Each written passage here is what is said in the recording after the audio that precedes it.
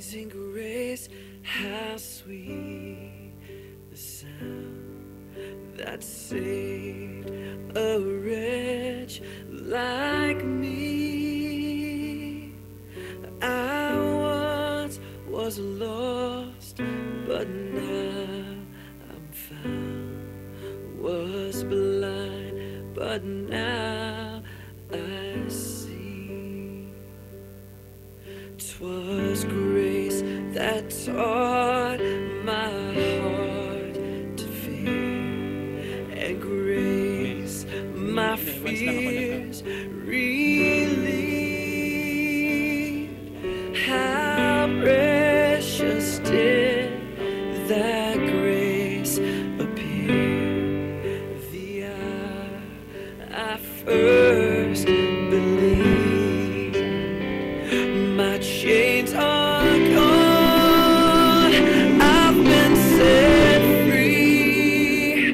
My God, my Savior has ransomed me. And like a flood, His mercy reigns. Unending love, amazing grace.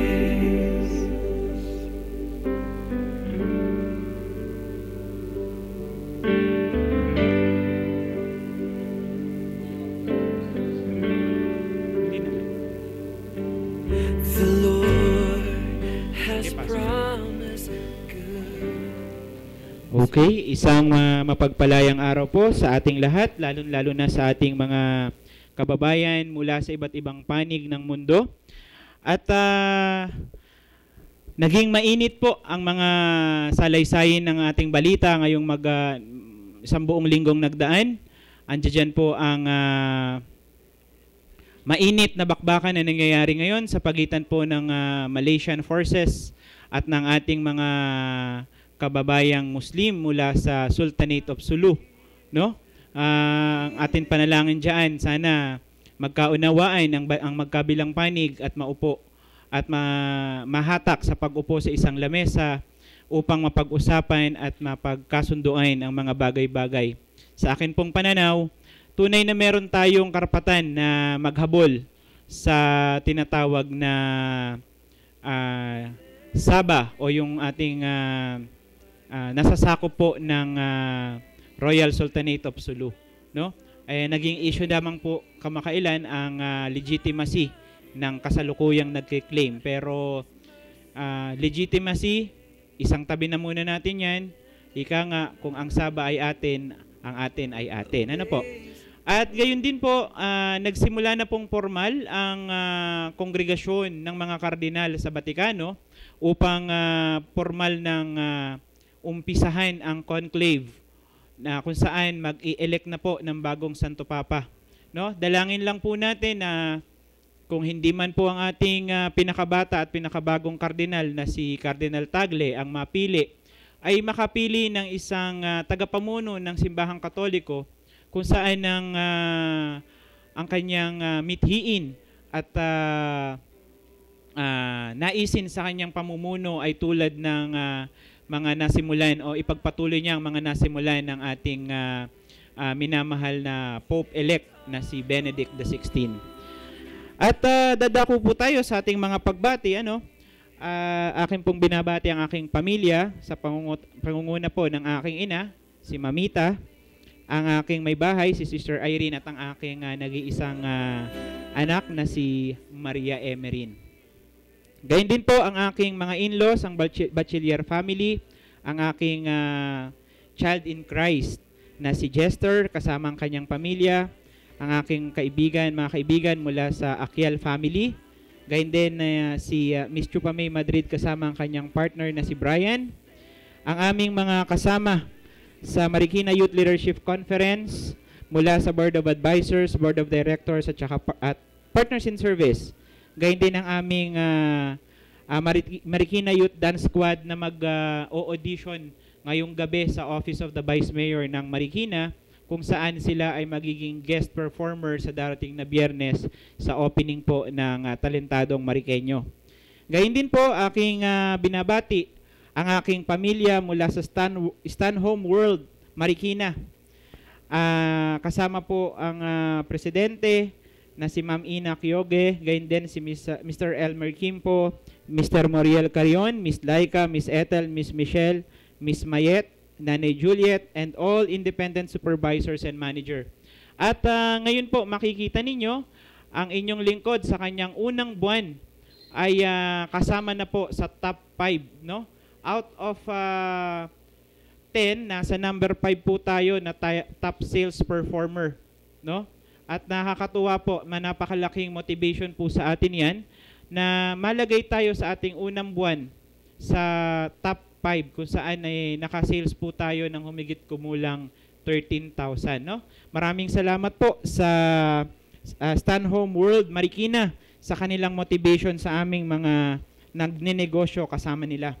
Gayun din po, binabati natin ang ating mga taga-local government sa pamumuno at pangunguna ng aming minamahal na Mayor Del de Guzman, kasama si Vice Mayor Jose Fabian I. Cadiz, si Congressman Marcy Teodoro ng District 1, at si Congressman Miro Kimbo ng District 2. Yan, nagkaroon tayo ng magandang sounds. Ano? At ganun din ang ating mga city councilors mula sa District 1 at sa District 2. Isang mapagpalayang araw po sa ating lahat. Gayun din po, aking ipinaabot ang ating pagbati sa ating mga kaibigan, kamag-anak at relatives mula sa iba't ibang panig ng mundo, ang Abrenica family, Contreras Garcia, sa aking kumpare na si Bob Akyal na nasa Winnipeg, Canada, gayon din kay Billy Joel Season na nasa Dubai, no? Ang aking best friend na si Christine Garcia na nasa Hong Kong, at ang pamilya ng aking ninang at ninong, ang Kimson family mula sa New York, USA. Gayon din po ang aking mga kamag-anak mula sa Ohio na sina Ate Jean Garcia Ocampo at Ate Edna Rodriguez. Gayon din po aking pinaabot ang aking masidhing pagbati sa ating panauhin maya-maya lang makikilala ninyo, no? Ang ating minamahal mula sa probinsya ng Rizal. Probably sa aking paniniwala siya na ang susunod na gobernador ng Rizal. Ang ating minamahal, ang panganay na anak ng dating Senate President Hubito Salonga na si Attorney Steve B. Salonga. Gayun din po ang aking pamilya mula sa GQCI, si Joffrey Quizon, gayon din si Jan de Guzman, si Melissa, si Kapitan Sifred Ancheta, at kay Mami Prime Quizon, ang nanay ng aming chairman. At nais ko pong bigyan ng special mention ang isa sa pinakamalapit kong kaibigan mula po sa Barangay Santa Ana, San Mateo, Rizal, ang aming SK chairman po dyan na si Honorable Lihay Flores Salonga. Ay, hindi natin alam kung ano ang kanyang family relationship sa ating panauhin na maya-maya lamang po ay inyong makikilala. At ngayon po tayo ay dadako na sa ating pinakaseryoso at malalimang bahagi ng ating programa, ang paghahayag po ng Ebanghelyo sangayon sa ating okasyon ng nakaraang linggo, ang third Sunday of Lent, no?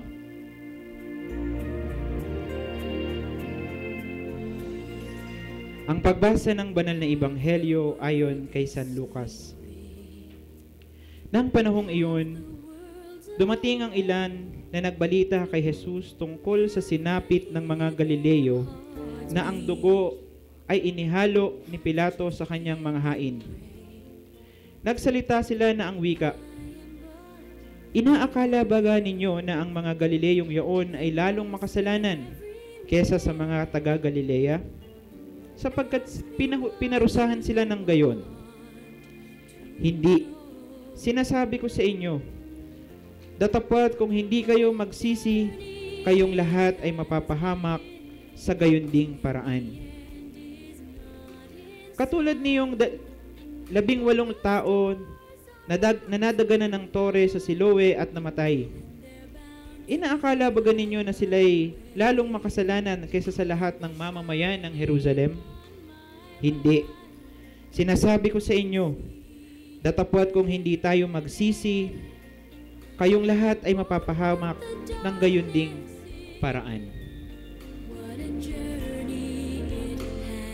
Nagsabi siya sa kanila ng isa pang talinhaga. Nagtanim ang isang tao ng punong igos sa kanyang ubasan. Humanap siya ng bunga ngunit wala siyang natagpuan. Kaya winigan sa nag-aalaga ng ubasan. 3 taon nang napaparito ako na humahanap ng mga bunga sa punong igos na ito. At wala akong masumpungan. Putulin mo ito. Bakit pababayaan pang makasikip sa lupa? Subalit, sinagot siya. Pabayaan mo na siya sa taong ito. Huhukayan ko siya sa paligid at lalagyan ko ng pataba. Baka sakaling sa taong darating ay mamunga na.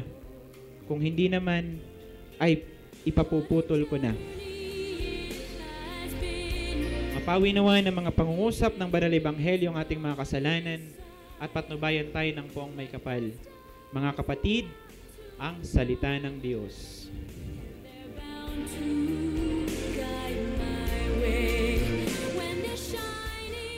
Napakalinaw po ng mensahe ng ating banal na kasulatan kung gaano kabukas palad ang ating Diyos na tayo ay magbalik loob at tatanggapin pa rin tayo sa kabila ng ating mga pagkukulang, kasalanan at pagkakamali sa buhay.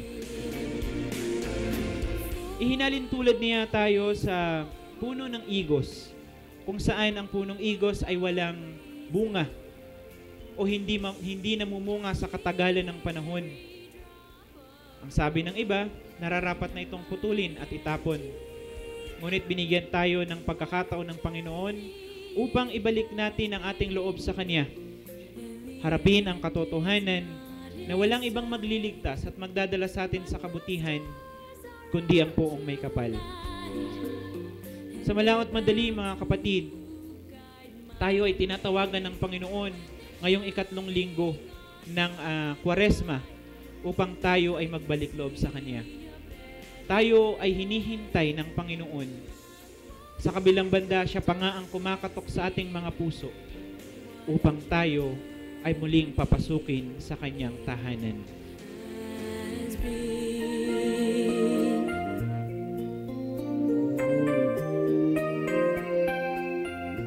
Sa ilang saglit po mga taga-subaybay, tayo po ay makakatunghay ng isang panauhin na masasabi natin na kasama siya sa kasaysayan ng ating kalayaan, lalo na ang kanyang ama na naging bahagi ng ating kasaysayan ng panahon ng martial law. At ang taong ito po ay naging kaagapay ng kanyang ama bilang siya'y panganay sa lahat ng pakikibaka at sa lahat ng pagpasok at paglabas ng mga issues sa ating politika mula pa noon. Sila po ay nanggaling sa lugar ng Antipolo, pero kilala po sila sa buong lalawigan ng Rizal. At dalangin po ng inyong lingkod na sa mga susunod na panahon, ang ating mga kababayan sa Rizal ay tuluyan ng magising sa katotohanan na kailangan na ng panibagong muka. Hindi man siya bago, kundi mabago naman ang muka ng Rizal. At hindi na ito puro covered court na lang at mga waiting shed, no?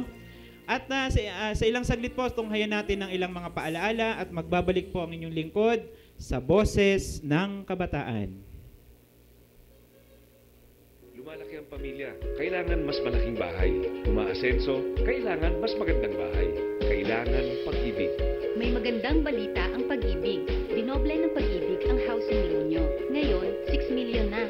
Mula sa dating 3 million, na doble sa 6 million. At ang interest rate, ang baba na. Higit sa 30% ang ibinaba. Kasabay nyo ang pag-ibig sa pagganda ng inyong buhay.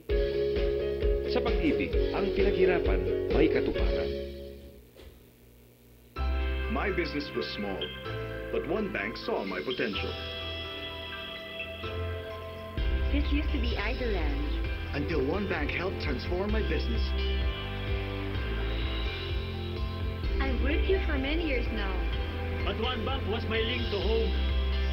I knew I was in good hands with the best bank. Leading the industry then, till now. No matter who we are, no matter where we are. You take care of our money as if it were yours. 50 fruitful years. And we've only just begun. You're in good hands. With the True Bank. Good news! Sa lahat ng aming kababayan abroad, pwede na kayo magpadala ng inyong donasyon sa The 700 Club Asia sa pamamagitan ng iRemit. Walang transaction fee sa lahat ng iRemit branches at minimal fee lamang sa mga affiliates nito. Sa remitter application form, isulat ang CBN Asia bilang primary beneficiary. Ilagay ang halaga ng inyong donasyon at huwag kakalimutang ilagda ang inyong pangalan. Kunin ang inyong official receipt bilang katibayan ng inyong donasyon. Be a blessing to our less fortunate kababayans and be blessed.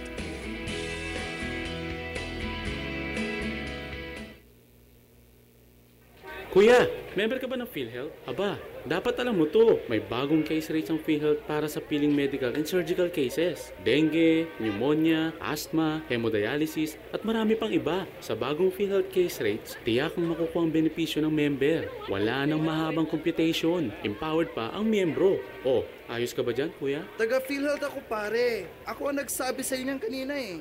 Alamin ang kumpletong case rates ng PhilHealth. Tumawag na sa 441-7442. Kuya, member ka ba ng PhilHealth? Miss, nakakonfine ang anak ko dahil sa dengue. Magagamit ko ba ang PhilHealth ko? Opo, Manong. Basta active PhilHealth member kayo. At ang magandang balita, may bagong case rates na ang PhilHealth. Fixed na ang benepisyo ng miyembro para sa piling medical at surgical cases. At kasama dito ang dengue, Manong. Talaga? Opo, Manong. Ang bagong case rates ng PhilHealth ay maaaring ma-avail simula September 1 admissions sa lahat ng accredited healthcare providers ng PhilHealth. Nationwide po. Ganun ba? Salamat, Miss, at salamat sa PhilHealth. Alamin ang bagong case rates ng PhilHealth. Tumawag sa 441-7442.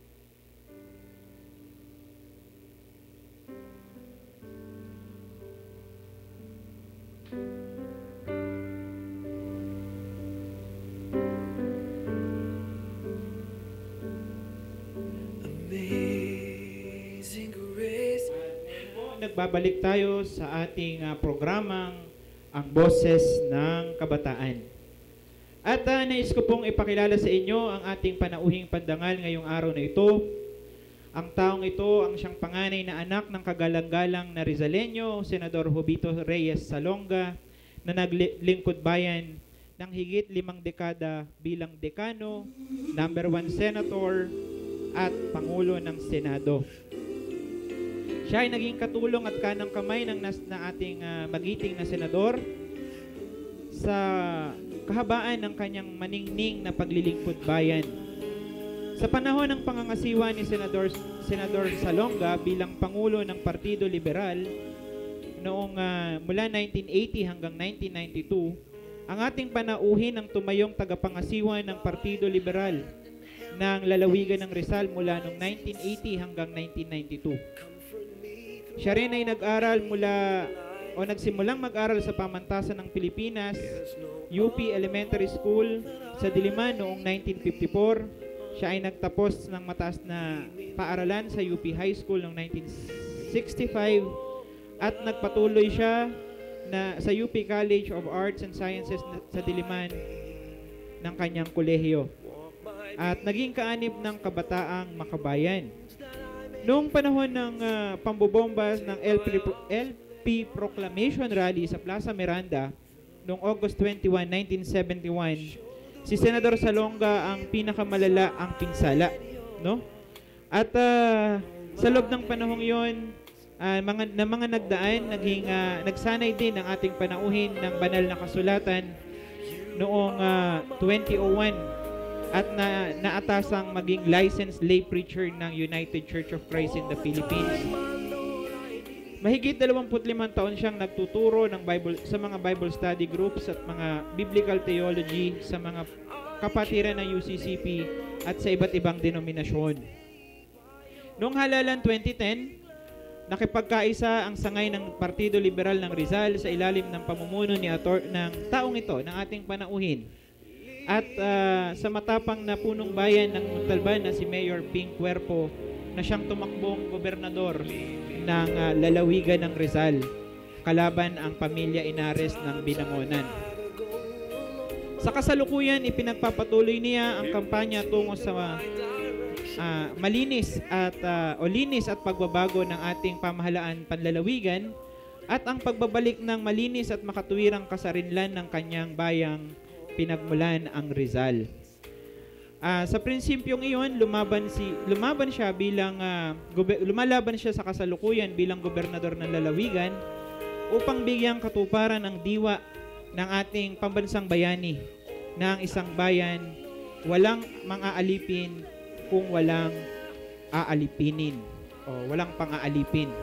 At sa isang prinsipyo, tumatayo din siya at sinasabing kung kayo ay nauuhaw na sa pagbabago, tandaan, tayo ang pagbabago. Maging mapanuri tayo sa mga kandidatong ihahalal. Bumoto ng wasto at ang pagbabago ay magiging ganap sa inyo. Tayo ang pag-asa ng ating mahal na lalawigan. Bumoto tayo ng tama. Siya po ang kasalukuyang professional law partner ng Salonga, Hernandez at Mendoza Law Offices. Mula po sa lalawigan ng Rizal, pasalubungan po natin si Attorney Steve Salonga.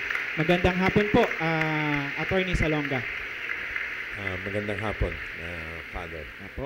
Kamusta naman po? Mabuti po. Hindi pa naman nagsisimula ang aktual na kampanya lokal. Hindi pa magsisimula yan hanggang Biyernes Santo. Opo. At ang Biyernes Santo yata bawal ang mga kampanya. Tama Pero po. yun ang hudyat ng pangangampanya. Ayun nga po. At kami po naman hindi po naman tayo tumitigil ng pag-ikot at pangangamusta at magpapakilala sa ating mga kababayan sa lalawigan ng Rizal. Hindi po dahil hindi tayo kilala, kundi upang ipaalam lamang na may kalaban po ang aming nakaupong governor na Inares, na sa ngayon po tumatakbong mayor ng Antipolo City po. Ganun ho ba? Opo, yung po ang incumbent natin po, yung Junjun Inares. Siya po nakaupong governor, nag-slide down po siya ngayon. Siya po ang tumatakbong mayor ng Antipolo City at ang kanyang ina na si Nini Inares, siya naman na nag-take over as candidate for governor. Hindi ho ba kailangan na nating paltan ang Rizal Province ng pangalan na gawin nating Inares Province, no? Matagal na pong reklamo namin yan sapagkat meron po tayong nakatayong batas sa ating sa ating batas ngayon na bawal ipangalan ng kahit na anong gusali o karsada sa isang taong nabubuhay. Opo.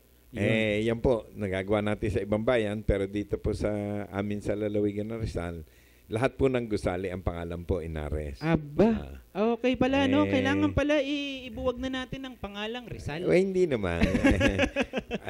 Yun nga po, nagiging problema. May mga bisita po kami, mga Pranses, mga Aliman.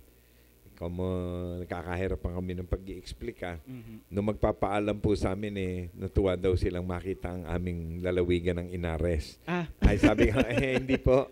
Sabi niya, kasi akala ko, yun ang pangalan, gawa ng lahat ng gusali ninyong public. Ang pangalan na kasulat, hindi po Rizal, kundi Inares. Yan ang sinasabi ko. Yan po naman, yan ang pinakahayag na patunay kung paano nadumina ng isang pamilya ang politika ng isang lalawigan. Ayun. Bago po tayo magpatuloy sa ating talakayan, kamusta na po ang ating magiting na dating senador at naging Senate President, ang inyong pong ama na si Senator Jubito Salonga? Mabuti po ang kanyang kalagayan. 92 years old na po si Senator Salonga. Ang aking ina, si Mrs. Salonga, namatay po noong 2010, kaya nag-iisa na po yung tatay ko. Kami pong mag-asawa ay lumipat na muna sa kanya sa pansamantala sapagkat nag-iisa po siya sa bahay. Pero siya po ay suffering from Alzheimer's dementia. At ang totoo po, sa ngayon po, 92 anyos, hindi na ho kami nakikilala. Opo. Ganun na po ang kalagayan niya. Pero ang kanyang puso malakas pa po. Bagamat bedridden na po siya, hindi na rin po siya nakakatayong gaano. Alam niyo yung Alzheimer, debilitative disease yan, Father. Yan ang katawan ng tao, unti-unting nawawalan ng koordinasyon, yung mga nerves. Ang kinokontrol ho kasi ng dementia ay talaga yung nerves ng papunta sa utak. Sa utak, opo. Kung saan. Yan naman po ay sabi ng mga doktor natin ay common ho sa nagkakaedad. Opo. No? Lalo na yung mga bising tao at kumbaga sabi nga nila yung ang kanilang utak ay gamit na gamit. Opo. Yung po yata talaga ang tinamaan gawa ng bagamat ang puso niya ay malakas pa sapagkat he led a very healthy lifestyle, Father. Kaya malakas pa ang katawan. Wow. Pero ang kanyang isip parang nawala na. Opo. Kaya parang nakakalungkot lalo dahil alam naman nyo ang tanging naging buhay niya ay yung kanyang advokasya. Opo. At ang tanging paraan niya siya po ay nabomba nun sa Plaza Miranda. Opo, yun nga po. Kaya sabi natin kasama sa kasaysayan yan. Nabanggit na rin lang po natin ang Plaza Miranda. Kamusta po ang relasyon ng Liberal Party ng Rizal sa Liberal Party National? Nabanggit niyo yan. Ang ngayon po, ang aming Liberal Party sa Rizal, parang nahati po yan Nagkaroon kasi ng panahon na may bahagi ng partido na sumama kay former Governor Ray San Juan ng Taytay. At yung kanyang mga liberal na yon, inanib niya kay Governor Inares. At yung kanilang koalisyon na yon, nagsarili na po sila. Ngayon, may bahagi po ng Partido Liberal naman sa lalawigan na nagkontra Inares na po, lalo po nung dumating yung eleksyon ng 2001, gawa ng nung matapos ang 3 terms ng Inares, ang paniwala ng mga liberal dapat pumili na ng ibang uupo. Tama po. Naghihintay po yung mga liberal dun sa lalawigan kung sino ipapalit, bigla nang nabilitaan niya yung asawa na pala ang itatakbo nung 2001. Ang balita ko nga po, ang unang nag-file yung matandang Inares. Yung matandang Casimiro Jr., si Ito. Pero nung December 19, nag-withdraw siya ostensibly for medical reasons at ang sinubstitute ng NPC ay yung kanyang misis, si Rebecca Nini Inares. Na nakaupo na nung araw pa, noong 2001, kaya po kung nagtumutol na kami, mga liberal sa Rizal, tumutol na po kami sa coalition with NPC, gawa ng imbis na kami nakapili ng bagong governor, si Ito pa rin ang umupo. Sa pamamagitan niya kanya asawa. Yun ang pinagmula ng aming pag-split na yun. So hati po ngayon ng liberal. Ako po tumatakbong liberal pero independyente. Sila naman tumakbo ring NPC Liberal Coalition. Sa ilalim po naman ni Bokal Dino Tanwatko ng Tanay. Sila ang chairman ngayon. Since ako po ay naintriga sa inyong autobiography na aking partially binasa kanina, kayo po ay naging leader kabataan kung saan ito ay naging dahilan kung bakit naisipan ng inyong lingkod na anyayahan kayo sa programa naming Boses ng Kabataan. Ano po ang inyong mga naging programa nung panahon na kayo po ay leader kabataan? Well, hindi po kami, nung panahon ko, I joined Kabataang Makabayan in 1966-67. Hindi pa popular yung Kabataang Makabayan noong mga panahon na yon. Karamihan mga tiga-UP. Ito po ba yung counterpart ng yung dating SK? Hindi, iba pa ho yun. Yun hong Kabataang Makabayan, aktivista group ho yun. Hindi po katulad ng SK, bahagi po ng ating gobyerno ngayon. Hindi po. Kami po yung mga student activist, ang aming pong plataforma, yung, alam naman nyo, ang student activism, sa aking pananaw lang, very essential part of the democratic process yan. Ang mga kabataan, ang paniwala ko, idealistic by nature. Tama po. Pag yan po ay nakapag-aaral na sa kolehiyo at may natutunan na, nagiging very inquiring ang kanilang pag-iisip at natutuntunan nila kung ano ang mga nagiging diferensya ng lipunan, kung ano nagiging diferensya ng gobyerno, at aktibo po sila na umuusig at pumupuna kung ano ang mga pagkukulang o pagkakamali sa lipunan o atin sa paggogobyerno. Ganun po kami noon. Kung tawagin kami noong araw, the first quarter storm. Dahil kami po yung mga una na nagsimula maglunsad ng mga kilos protesta sa mga nagiging policy ng Marcos government. Na ang panahon yon, bagamat hindi pa martial law, nararamdaman na po namin yung militarization, yung mga very clear na direction ng ating gobyerno na masupil ang public expressions of opinion. At yun po ang naging aming siguro yun na ang naging panata namin na maging matatas kami to be very, very, very rabid in pointing out what we thought was wrong with the government and government policy. Okay. So, since nasa Rizal po tayo, ano po ang estado ng Rizal sa pangkalahatang youth development program? Meron ho ba tayong nararamdaman sa inyo pong kayo na bilang taga Rizal? May nararamdaman ho ba tayo na development mula po sa gobyerno o sa pamahalaang panlalawigan para sa ating mga kabataan? At kung meron man po, ano kaya itong mga ito? Well, ang Rizal, katulad ng mga ibang lalawigan, very well developed yung SK at yung mga typical government programs ng kabataan, yung mga pagliliga, mga sports na yan. Ang aming lalawigan particular, kailangan turingin yung special sa amin, yung napakarami naming covered courts. Opo. Marami po kaming basketball court. Opo. Nagkalat po yan, may mga sityo, wala pa pong kalsada, pero may covered court na. Nakarating ho ako doon sa isang sityo, walang kalsada, pero may covered court. Opo. At nakakatuwa po yung covered court na yun. Meron siyang cover, pero wala pong court. Opo. Parang balak nga po namin, yung aming youth organization, nung kami namasyal doon sa lugar na yun, hindi ko nalang babanggitin, nasa bandang dulo ho kasi yun. Balak namin, i-adapt yung covered court na yun para malagyan ng board at saka yung ring. At nang magamit naman ho na talagang court kasi yun parang yun na lamang po ang libangan ng mga kabataan doon dahil wala rin silang kuryente.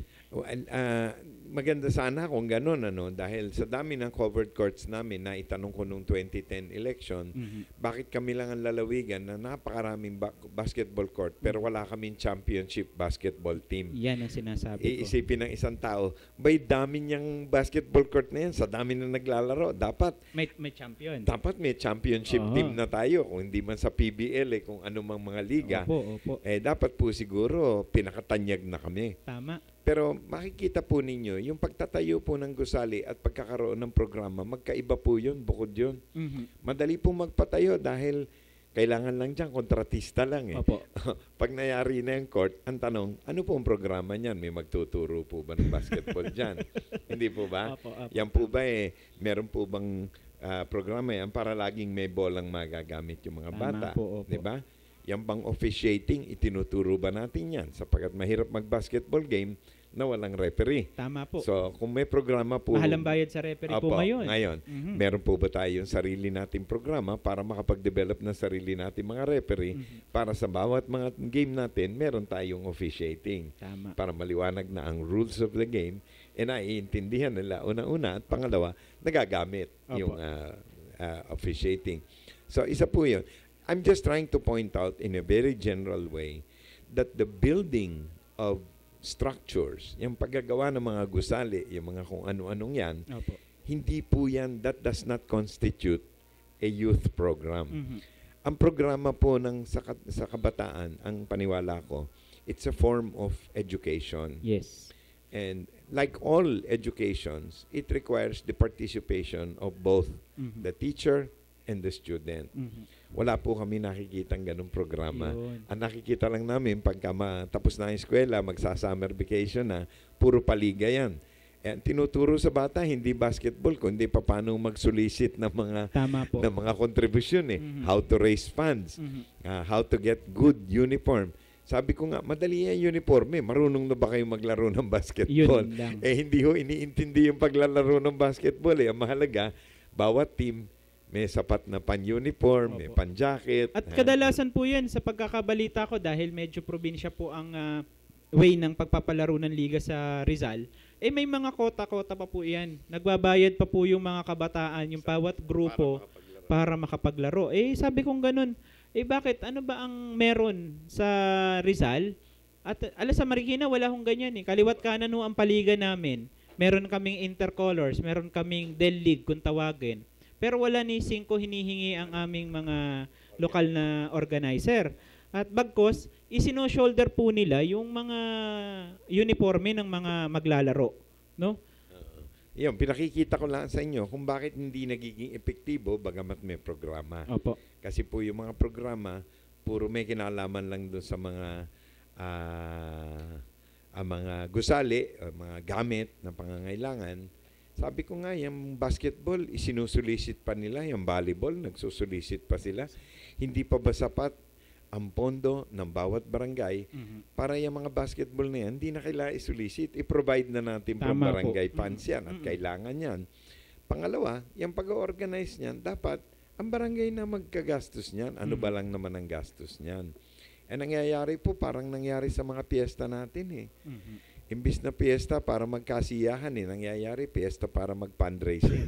Hindi ko malaman kung bakit nagpa-fundraising pa. Tama po. Para tayo magkaroon ng reyna kinakailangan magbenta pa ng ticket. Tama. Hindi ko po hindi makita yung significance. hindi ko po makita ang value at significance nun. Number 2 po, yung mga programa po natin sa sport, hindi po para maging magagaling na sportsmen sila sapagkat hindi po kailangan pong harapin natin. Opo. Ang katotohanan po, hindi po tayong lahat pwede maging Michael Jordan Tama. Hindi po tayo lahat pwede maging Tiger Woods. Tama. Kaya po tayo nagtuturo at gumagawa ng programa, itinuturo po natin sa kabataan yung pakikipagtunggali ng marangal. Bakit? Ganyan ang sports. Friendly competition. Ganyan ang sports Friendly competition yan. At pagka tayo natututo na makipag-compete wholesomely, friendly way, and in a way that is not harmful or violent to another, yung naililipat po natin yan sa sariling buhay natin, sa pangkaraniwang buhay. Na-adapt po natin yan sa ating pagtatrabaho, ating pakikisama sa pamilya, pakikisama sa iglesia. Dala po natin yan. Nanggagaling po yan doon sa programa ng sport.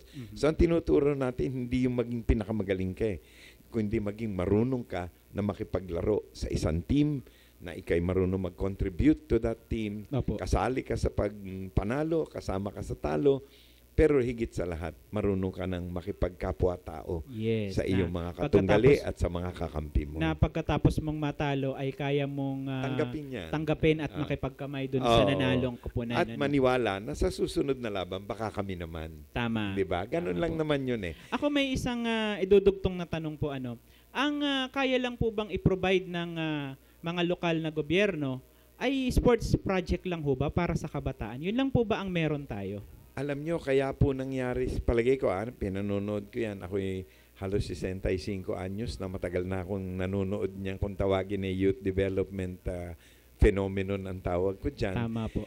Nakatamaran po yan ng martial law Yung mga nag-organize po during martial law, hindi na po makapag-isip ng iba at napansin nila, pagka basketball, natutuwa yung mga bata. Pagka ibang activity, parang matabangan dating. Tama. Bakit? Mga panahon nung Toyota Crispa nung araw yun Sina Jaworski, sila Nabog sa Adornado. Siyempre, ang kanilang kagustuhan yung kung ano yung popular. Tama po. So, naging puro basketball po tayo. Ako po naman, hindi ako niniwalang sapat yung basketball. Unang-una. Marami po tayong ibang paligsahan na nakakabuti sa isip. For example, yan chess. Napakabuting laro niyan. Yung mga Scrabble, nakakaroon tayo ng familiarity with very good, important words. Meron po niya mga spelling bee. Yan po mga paligsahan ng pag-i-spelling ng correctly. Nawala na nga po sa TV yung mga quiz bee. Nawala na yan Yan wag na natin gawin sa TV. Kahit po sa mga piyesta, dapat ginagawa natin yan para nagkakaroon tayo ng paraan na ma-encourage yung ating mga estudyante sa mga public school na pagigihin ng kanilang pag-aaral. Bakit? Nagagamit kahit sa paglalaro Tama po. Diba? At yun, baka manalo ka pa ng premyo, makilala ka pa dun sa inyong bayan dahil ikaw ang pinakamagaling mag-spelling sa English o ikaw ang pinakamagaling tumula sa Tagalog. Yung po mga ganong paligsahan, ang tawag ko po doon, hindi sports paligsahan. Tama. Bakit? Ang galing natin sa paligsahan ng kantahan. Ano't hindi tayo nagpapaligsahan doon sa pagiging makata o doon sa public speaking kung tawagin. Isa bang hinahanap ko ay lalawigan ng Rizal. quote-unquote Rizal, no? Parang kaya po na itanong ko sa inyo kung ano pa yung ibang mga youth development program ng lalawigan, parang hindi ko makita yung generic thought ng ating pambansang bayani, Dr. Jose Rizal, na ang kabataan ay pag-asa ng bayan. Kasi hindi naman ako ng edad pasensya na po kung medyo masasagasaan natin yung usaping edad. Pero wala ho akong nakikita, bihirang-bihira po yung kabataan na nasa magandang posisyon o leadership dun sa maging sa lalawigan ng Rizal o sa ibang Ngayon sabi ko nga, ano ang leadership project o leadership development project ng lokal para makapaghubog ng mga susunod na henerasyon ng leader, o talagang sinasadya lang ho ba na iisang angka na lamang ang pauupuin natin dyan, at kung magsasabong na lang tayo at magsusugal na lang tayo, yun na lamang po ba ang maituturo natin sa ating mga kabataan? Ang tinuturing mo yung kakulangan ng political leadership. Tama walang po, pumapalit. Yan pong suliranin na yan, hindi po tangi yan sa Rizal, kundi halos lahat ng lalawigan ngayon. Ganyan din yan, kung tawagin dynasty issue ngayon. Parang ang ibig sabihin ng marami, bakit? Wala na bang ibang magaling dito? Tama po. Yung po ang tanong, Ang sagot ko po riyan, kung pag-aaralan nyo maigi, naputol po yung leadership chain na yan. Sapagkat yung pagde-develop po ng leader, para po yan sa mga pamilya natin Di ba? Habang tumatanda yung ama, yung mga sumusunod, yung mga anak, unti-unti natututo. Maganda pa kung sa sari-sari store father Di ba? Nagbantay yung magulang ng sari-sari store hanggang napaaral lahat ng anak. O, tatanungin, sino doon sa mga anak ngayon magbabantay ng sari-sari store? Di ba? Kung lahat umalis, nagpuntang Maynila, naging mga doktor, mga abogado, sino magbabantay ng sari-sari store? Parang wala na. Parang wala na. Ngayon, ganyan po parang nangyari sa atin nung martial law. Sapagkat nung martial law, 14 na taon po tumigil ang pag-ieleksyon. Yung pag-ieleksyon at yung mga partido politikal, yan ang paraan para tayo makapaghubog ng mga bagong bata na matututo sa sistema ng ating pamamahala at pag-aaralan nila kung paano manalo ng eleksyon para sila naman ang makaupo at sila naman ang nakapamahala. Naputol po 14 na taon yan. Kaya bumalik po noong 1986, kung napansin nyo, lahat ng ating mga public official, puro matatanda. Tama po. Bakit? Sila lang po may karanasan. Sila po ang may kakayanan ng mga panahon na yon. At doon po nagsimula naman yung mga batang katulad din ng Mig Subiri at yung mga Spice Boys. Na batang-bata po, nag-aaral naman dito sa mga matatanda. Ayan ang mga kasama si Chis Escudero, si mga bata. Kiko Pangilinan, sila Loren Legarda. Loren Legarda. Ngayon, medyo may edad na rin sila at mayroong mga bago ngayong mga tumatakbong konsihal. Okay. Ang tanong natin, nakapaghubog po ba yan ng tamang politika? Ang sagot ko po, maaari pong hindi. Bakit? Kaya po tayo na uwi sa dynasty dahil yung mga iilang-ilan na yon na nakapagsimula noong 92, tingnan po nyo, pagmasdan nyo, hanggang ngayon nakaupo pa. Siya nga po. Hindi ba sila Loren Legarda pa rin ang nakaupo ngayon? Hindi ba't nung 1992 mga nagsiupo na yan? Kaya po ang sinasabi ko, ano nangyari dun sa susunod na henerasyon, yung susunod na salinlahi? Aba, tumanda na po. Ano nangyari? Nagtatrabaho na po lahat sa Makati. Nagpayaman na po. Nagpayaman na. Nasa abroad na. Maganda na po ang buhay nila sa Amerika o sa London o kung saan man. Dalit salita po, wala pong sumunod na mga anak. Walang successor. Walang successor. Kaya po tayo nagkaganito. Ang tanong, ano nangyari? Mas malalim po ang sagot niyan. Mawalang galang na po sa inyo. Mga 3 minuto lang dadagdagan ko. Ang nawala po sa atin, yung student activism. Tingnan nyo sila, Loren, kami, yung mga nauna. Kami po yung mga aktivista noon the late 60s into the 70s hanggang mag-martial law na naging concerned about the national situation. Tinignan namin ang mga nagdidilim na pangyayari sa mga ating bayan at naging concerned kami, naging aktibo kami, naging tibak kami ngayon. Ang tanong ko, nasaan ang mga aktivista ngayon? Wala na. Saan? Wala na. Nasa mga internet cafe, nasa call center, nasa mga pelikula, naging siguro mga artista na. Yan yung part na yan. Yung tanong nyong yan, baka kung mapapanood nyo kami naman sa susunod na linggo, makikilala nyo yung aking magiging panauhin. Ito siguro yung susunod sa yapak na sinasabi ninyo. Pero ito'y napakabata, pero leader na siya. No, leader na ho siya sa kanilang lugar, maging sa kanilang paaralan sa Polytechnic University of the Philippines, very good. no? At na hindi ko alam kung ano hong relasyon niya sa inyo, magkaapelyido ho kasi kayo, no? Pero makikilala niyo ho siya by next week. Okay. Sa atin pong pagpapatuloy, ano po ang malinaw na plano ninyo sakaling mabigyan kayo ng pagkakataon na mahalal bilang gobernador ng Rizal para sa mga kabataan ng lalawigan? Mananatili na lamang po bang puro basketball league at ibang sports ang league ang makikita natin sa bayan ng Rizal? Well, yung basketball po, mukhang hindi na natin matatanggal yon. Pero napakaliit na bahagi po niyan ng magiging programa natin. Unang-una po, ang kabataan po, kung totoo pong yan ang yaman ng ating kinabukasan, na ang tinuturing ng Gato Jose Rizal, na pag-asa natin, ang ibig sabihin po, ang ating magiging pag-asa sa darating, dapat matuto tayong puhunanan yan. Mga anak po natin, pinupuhunanan natin ang pagkain, kalinga, pag-aalaga, pagtataguyod, sa pag-aaral, lahat po yan, kinakailangan ma-provide natin. So magsisimula po tayo sa mga ibang mga bagay na kailangan pag-aralan. Una, yung pong barangay healthcare program natin, mahalaga po yan para sa kabataan. Bakit? Kinakailangan lahat ng kabataan natin, pag lumalaki, malusog. At tanging mangyayari yan, pagkasapat ang gamot at ang kalinga sa kanilang health, no? And this should be provided at the barangay level. It's not being provided presently, even though there is a 1/2 of 1% of the era for barangays that have been set aside for youth healthcare, hindi po napapakinabangan ngayon. Bagamat sa mga ibang lalawigan yan pinakikinabangan na. So isa po yun na gagawin natin, open up natin. Number 2, kailangan po, dun sa ating public school system, kaakibat na kaagad ang eskwela sa pagbavalue development natin ng kabataan. Kailangan yung encouraging them to be critical, to be thoughtful, to be observant of public affairs. Kailangan tinuturo yan sa batang-bata pa. Ibig sabihin, kung yung mga pangyayari sa kapaligiran nila, yung mga bagyo, yung mga politika, yung mga eleksyon, dapat elementary pa, pinag-uusapan na at binibigyan na ng halaga yan ng mga nagtuturo.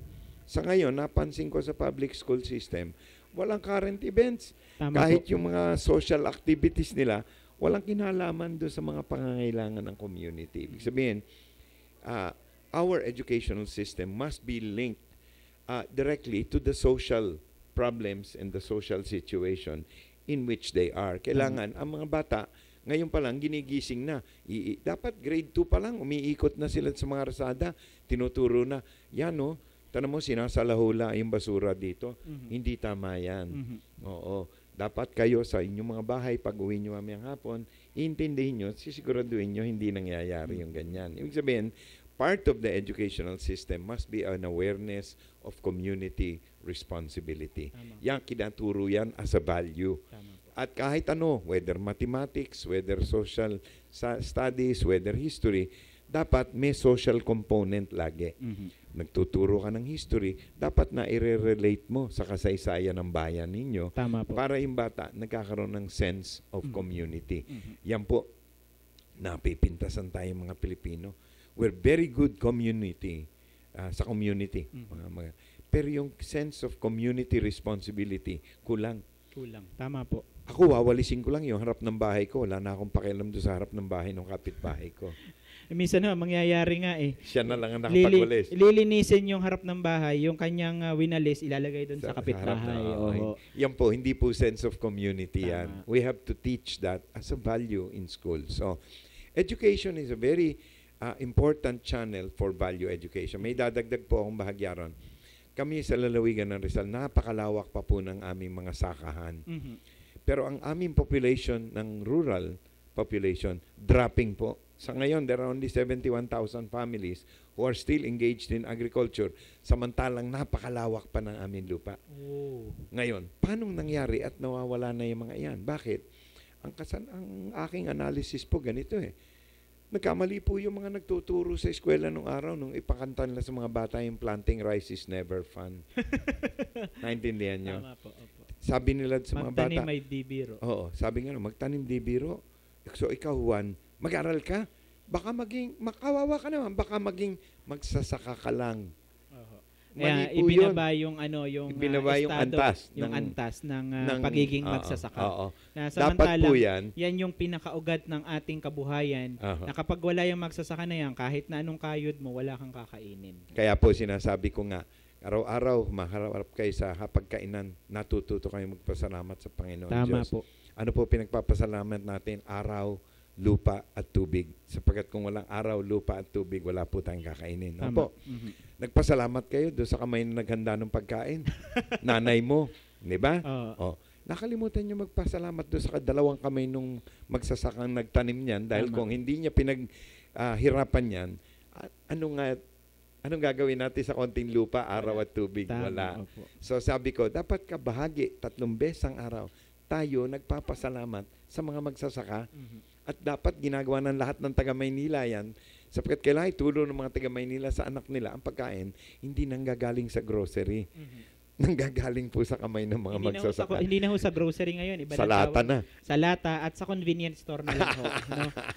So, yun ang estado ng buhay natin ngayon. Ang buhay ng bawat pamilya nakasalalay sa convenience store. O kaya doon sa sari-sari store na makakabili ka ng padala-dalawang tuyo, mga isang kamatis at kumbaga kung meron kang 10 piso ikanyang ganun makakapaghapunan ka na, no? So, sa panghuli pong aking tanong, sa anong aspeto ho dapat pangalagaan ang kapakanan ng mga kabataan sa lalawigan ng Rizal para sa inyo? Well, unang-una po yung threat ng droga. Masyado pong napakalaking problema yan, lalo na dyan sa mga bayan ng Angono, Binangonan, sa Cainta. Yan po, police problem yan at nakita ko naman na naging very efficient din naman ng mga police. Pero palagay ko, yung mga nag-harbor tayo ng mga laboratorio dyan at mga nagtutulak dyan at yung mga kung tawagin ng mga shabu market, yan po kinakailangan masugpo. Ang tanging paraan po para masugpo yan, kinakailangan mag-cooperate po ang ating mga mamamayan para maituro po yan. Alam niyo yung mga pulis natin, kinakailangan ituro nyo kung nasaan dahil kung hindi nyo ituturo, hindi naman nyo makikita. Tama po. Ngayon, naintindihan ko po yung sinasabi sa akin ng marami nating kababayan, tinuturo po naman daw sa pulis, nangyayari, nagiging bisita lang yung pulis dun sa nagiging bisita na lang. Parang baliwala na yung pagpunta ng pulis, kumbaga hello, say hi, hello, and goodbye na lang po sila. Kako, kinakailangan po dyan maghusay ang supervision. Teka, nabanggit yung Binangonan. Di ho ba ang Angkan ng Inares ay taga Binangonan? Anong ginagawa nila doon? Well, ito po totoo. Dyan po naman sa Binangonan, kung gagamitin natin yan standard for the care and for the level of performance of our governor, ang ating pong mga gobernador sa lahat ng 20 taon na nakalipas, puro Inares po yan, puro taga Binangonan po. Pero kung pupuntahan po niyo yung Binangonan, maaawa po kayo. Dahil kung ito po ang bayan ng ating gobernador, maawa naman po kayo. Bakit ganito ang nangyari sa amin? Tama. Ang hanap buhay po ng tao doon hanggang ngayon, pangkaraniwan po, pagta-tricycle pa rin. Pinakamalaki po ang mga toda natin dyan. Pero yung industriya, wala pong naidagdag dyan sa loob ng 20 taon. Sa paghahanap buhay ng tao, sa isda pa rin nabubuhay ang tao ron, sa isla. At dyan sa mga baybay dagat. Pero alam naman nyo, mahirap ang buhay doon ngayon. Tama po. Kaya po, kung gusto nyo sukatin po ang naging performance na aming nakaupong pamilya, yan po ang gamitin yung sukat. Pumunta po kayo ng Binangonan at tingnan nyo kung paanong umunlad yan. Nako, yan mga taga Binangonan, mag-isip-isip na ho kayo, no? At ako, sa totoo lang, di man ako taga Rizal, nag-iisip-isip na rin ho ako kung anong sasabihin ko sa aking mga kaibigan na taga Rizal. Dahil sa malaot madali po na ating makikita ang mga nangyayari sa kapaligiran, parang kung isang angkan lang po, parang hindi ho nila kaya. Angkan na ho silang kumikilos, hindi pa rin ho nila kaya. No? Gayon din ho sa ibang bayan, ito ang ating topic ngayon ay hindi lang po patungkol sa ating bayan ng Rizal, kundi sa bayan ng iba't ibang lugar dito sa ating bansa. Dahil iniisip po natin lagi, no? Sasabihin nila na sila ay may maraming nagagawa sa bayan, kaya sila ay nagsusunod-sunod na. Yun yung isang taga-riyan sa bandang nalalapit sa Marikina, yung munisipalidad diyan. Gumibaho yan ng isang dinastiya. Pero ang pinagtataka ko, mukhang siya ho ang bumubuo ng sarili niyang dinastiya ngayon. Hindi kaya ito ang susunod na Inares sa lalawigan ng Rizal, no? At bago natin tuluyang iwanan ng ating panauhing pandangal ngayong hapon, hihingan natin siya ng mga panghuling salita sa programang ito para sa ating mga taga-lalawigan ng Rizal. Sige po, ibinibigay po ang mikropono sa inyo, Attorney Steve Salonga, para po sa kausapin ng ating mga kababayan sa lalawigan ng Rizal. Mga kababayan ko po, mga Rizalenyo, ito pong darating na eleksyon, sa paniwala ko po, isang mahalaga at makasaysayang pangyayari. Sa Mayo 13 po, 20 taon ng pamamahala ay nalalagay sa pagsusubok. At ang paniwala ko po, ang taong bayan ang magpapabago sa ating pamahalaan. Ako po, kandidato lang po. Ako po'y walang kakayanan, wala po akong malaking perang pantustos sa eleksyon. Sa ganitong paraan, makarating man ako sa inyo, hinihingi ko po ang tulong ninyo na matulungan akong mangampanya para sa pagbabago. Sapagat ang akin dala po para sa lalawigan ng Rizal ay simple lang po. Linis at pagbabago. Malinis na paglilingkod at isang programa de gobyerno na magdadala ng tunay na pagbabago sa lahat ng aspeto ng ating lalawigan. Sa politika, sa pamumuhay, at sa pamamahala. Kung natin pong mababago itong darating na eleksyon, makakaasa po tayo na sa mga darating na panahon, ng mga anak at mga apo natin na may mga aasahan sa pamamagitan ng paghahanap buhay sa atin. Maraming salamat po. Sana bumoto po tayo ng wasto. Okay. Bago po tayo tuloy magtapos, ang akin pong masugid at taos-pusong pasasalamat sa anak ng Rizal at magpapatuloy sa mga programang pangkabataan at palalakasin ang pundasyon ng mga kabataan sa lalawigan ng Rizal. At bago po tayo tuluyang magtapos, akin pong iiwanin sa inyo ang mga salitang simple lamang po, hindi masama magkaroon ng dinastiya. Pero ibigay natin yung karapatan naman sa ibang mga kabataan na gusto rin maglingkod sa ating pamahalaan. Dahil kung iisang angkan laang tayo, ay wala na. Gawin na lang nating republika.